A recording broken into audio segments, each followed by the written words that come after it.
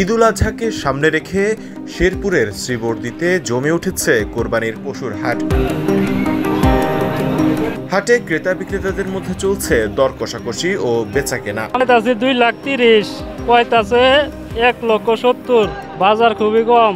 সোমবার বিকেলে উপজেলার ঐতিহ্যবাহী চর শিমুলচূড়া বাজার পশুর হাটে গিয়ে এমন দৃশ্য নজরে পড়ে।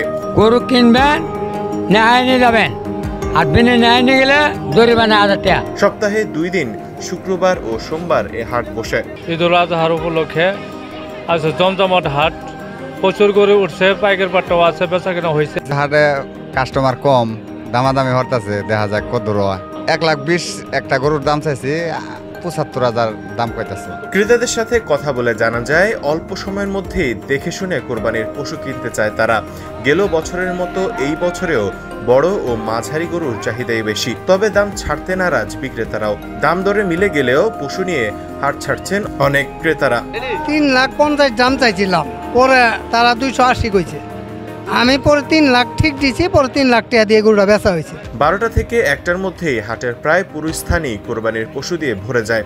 বলা চলে 1 থেকে 2 ঘন্টার মধ্যে ক্রেতা ও বিক্রেতায় মুখরিত হয়ে ওঠে ঐতিহ্যবাহী এই হাট। বেচাকেনা হয়েছে, একটা গরু 3 লক্ষ টাকা বিক্রি হলো মাত্র। সরেজমিনে গিয়ে দেখা যায় হাটের ভেতরে প্রবেশ করে কিছু দূর যেতেই অসংখ্য গরুর মাঝে দেখা মিলল বেশ কয়েকটি বড় ও মাঝারি আকারের গরু। 6টা গরু আনছি বাজারে, 10,30,000 টাকা দাম করছে।